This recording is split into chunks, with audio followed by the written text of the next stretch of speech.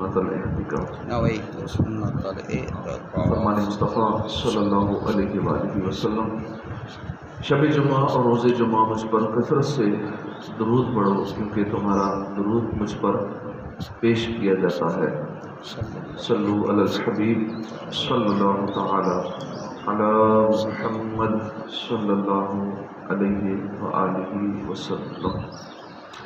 حضرت ابو ہریرہ رضی اللہ عنہ سے روایت ہے، رسول اللہ صلی اللہ علیہ وآلہ وسلم نے فرمایا، تین باتیں جس شخص میں ہوں گے اللہ پاک قیامت کے دن اس کا حساب بہت آسان طریقے سے لے گا اور اس کو اپنی رحمت سے جنت میں داخل فرمائے گا۔ صحابہ کرام نے عرض کی، یا رسول اللہ وہ کون سی بات ہے؟ فرمایا کہ جو تمہیں محروم کرے تم اسے عطا کرو، جو تم سے تعلق توڑے تم اس سے جوڑو، جو تم پر ظلم کرے تم اس کو معاف کرو۔ حضرت ابی بن کعب رضی اللہ عنہ سے روایت ہے کہ سلطان دو جہاں رحمت عالمیہ صلی اللہ علیہ وآلہ وسلم نے فرمایا، جسے یہ پسند ہو اس کے لیے جنت میں محل بنایا جائے اور اس کے درجات بلند کیے جائیں۔ اسے چاہیے کہ جو اس پر ظلم کرے یہ اسے معاف کر دے، اور جو اسے محروم کرے یہ اسے عطا کرے، اور جو اسے تعلق توڑے یہ اسے تعلق جوڑے۔ حضرت عثمان غنی رضی اللہ تعالیٰ عنہ کے پیارے اخلاق میں سے یہ بھی ہے کہ آپ معاملات میں آسانی فرمانے والے تھے۔ مسند امام احمد میں روایت ہے کہ ایک مرتبہ حضرت عثمان غنی نے ایک شخص سے زمین خریدی، اب اس نے سودا تو کر لیا مگر پیسے وصول نہ کیے۔ کافی دن گزر گئے، چنانچہ حضرت عثمان غنی رضی اللہ عنہ اس کے پاس تشریف لے گئے۔ فرمایا، زمین کی قیمت کیوں نہیں لیتے؟ اس نے عرض کیا، علی جان مجھے تو دھوکہ ہو گیا، لیکن مجھے ملامت کرتے، مثلا کہتے ہیں کہ تم نے بہت سستے میں زمین بیچ دی ہے۔ حضرت عثمان غنی رضی اللہ عنہ فرمایا، اچھا اس لیے سودا مکمل نہیں کر رہے؟ بولا جی ہاں۔ فرمایا، تمہیں زمین اور مال میں اختیار ہے، چاہو تو سودا ختم کر دو، چاہو تو رقم لے لو۔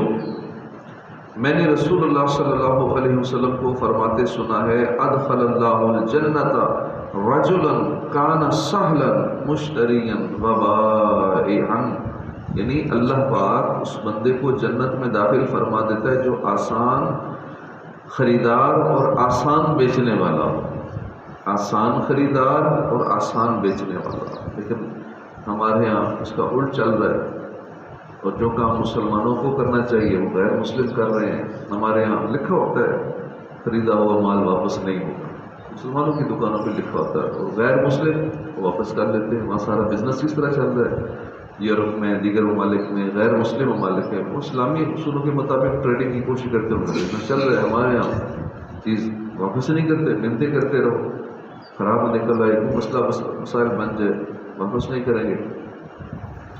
تو آسانی والا معاملہ اگر ہوگا تو بزنس بھی چلے گا، کاروبار بھی اچھا ہوگا، اور انشاءاللہ ایک نیک نامی بھی ہوگی۔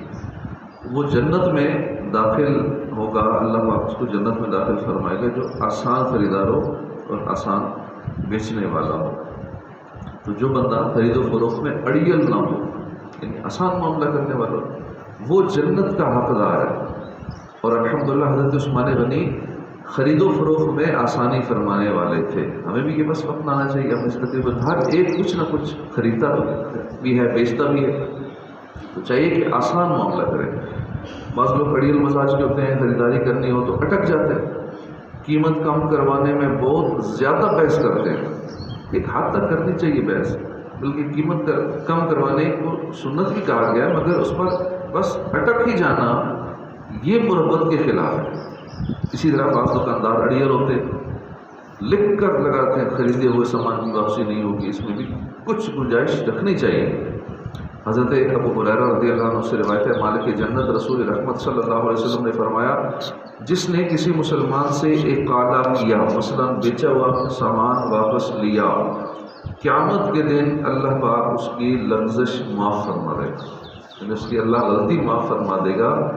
جس نے کسی سے مسلمان سے بیچا ہوا سامان واپس لے لیا، کتنی بڑی خوشخبری ہے مسلمان کے لیے کہ اللہ بندے کو معاف فرما دے، اتنے سارے کام ہوتے کہ سامان واپس لے لیا، تو مسلمان کو ہر معاملے میں اجر ملتا ہے۔ خرید و فروخت وغیرہ کرتے وقت دو شخصوں کے درمیان جو ایک عقد ہوتا ہے نا، جو آپس میں ایک سودا طے ہوتا ہے، اسے ختم کرنے کو اقالہ کہتے ہیں۔ شریعت نے اس کے باقاعدہ اصول و ضوابط رکھے ہیں اقالے کے، کہ جو بھی بندہ کچھ خریدتا ہے یا بیچتا ہے اس سے اس کے احکام سیکھ لینے چاہیے۔ بہر شریعت کا 11واں حصہ ہے، اس کے اندر یہ سارے احکام اس طرح کے لکھے ہوئے ہیں۔ پارہ 23 سورہ زمر آیت نمبر 9 میں اللہ پاک فرماتا ہے امن هو قانت آناء اللیل ساجدا وقائما یحذر الآخرة ویرجو رحمت ربہ، کیا وہ شخص جو سجدے اور قیام کی حالت میں رات کے اوقات فرما برداری میں گزارتا ہے، آخرت سے ڈرتا ہے اور اپنے رب کی رحمت کی امید لگا رکھتا ہے۔ ایک قول کے مطابق یہ آیت کریمہ مسلمانوں کے تیسرے خلیفہ حضرت عثمان غنی رضی اللہ عنہ کی شان میں نازل ہوئی، اور اس آیت میں آپ کی 3 صفات بیان ہوئی۔ حضرت عثمان غنی رضی اللہ عنہ رات کو بہت سجدے کرنے والے، نمازیں پڑھنے والے۔ حضرت عثمان غنی رضی اللہ عنہ آخرت سے بہت ڈرنے والے ہیں۔ حضرت عثمان غنی رضی اللہ عنہ اللہ کی رحمت سے بہت امید رکھنے والے ہیں۔ حضرت عثمان غنی رضی اللہ عنہ کی زوجہ محترمہ فرماتی ہیں آپ ساری رات عبادت کیا کرتے تھے اور ایک رکعت میں پورے قرآن کی تلاوت کرتے تھے۔ حضرت زبیر بن عبداللہ فرماتے ہیں امیر المؤمنین عثمان غنی رضی اللہ عنہ ہمیشہ روزہ رکھتے، ابتدائی رات میں کچھ آرام کرتے، پھر ساری رات عبادت میں گزار دیا کرتے تھے۔ عبد الرحمن تیمی رحمۃ اللہ علیہ فرماتے ہیں ایک رات میں کعبہ شریف کے قریب تھا، میں نے عشاء کی نماز پڑھی، پھر مقام ابراہیم کے پاس کھڑا ہو گیا، اتنے میں امیر المؤمنین حضرت عثمان غنی رضی اللہ عنہ تشریف لائے۔ آپ نے سورہ فاتحہ سے قرآن کریم کی تلاوت شروع کی اور تلاوت کرتے گئے یہاں تک کہ پورا قرآن کریم مکمل ختم کر لیا۔ کاش حضرت عثمان غنی کے صدقے قرآن کریم کی محبت نصیب ہو جائے، کاش ہم بھی دن رات قرآن کریم کی تلاوت کرنے والے بن جائیں۔ تو ہم نے عثمان غنی رضی اللہ عنہ کے پیارے پیارے اخلاق سنے کہ آپ پکے ایمان والے تھے، ساری زندگی تقوی اختیار کیے رہے، بہت ہی حیا والے تھے، اللہ کی رضا کے لیے بے قرار رہنے والے تھے، دنیا سے بے رغبتی رکھنے والے تھے، معاف فرمانے والے تھے، بہترین تاجر تھے، خرید و فروخت میں آسان معاملہ کرنے والے تھے، نیک تھے، عبادت گزار تھے، کثرت سے نوافل پڑھنے والے تھے، تلاوت قرآن مجید کرنے والے تھے۔ اس کے علاوہ بھی آپ کے بہت سارے پیارے پیارے اخلاق ہیں۔ اللہ پاک ہمیں بھی ایسے پاکیزہ اخلاق اپنانے کی توفیق نصیب فرمائے۔ 18 ذوالحج یہ یوم عثمان غنی ہے۔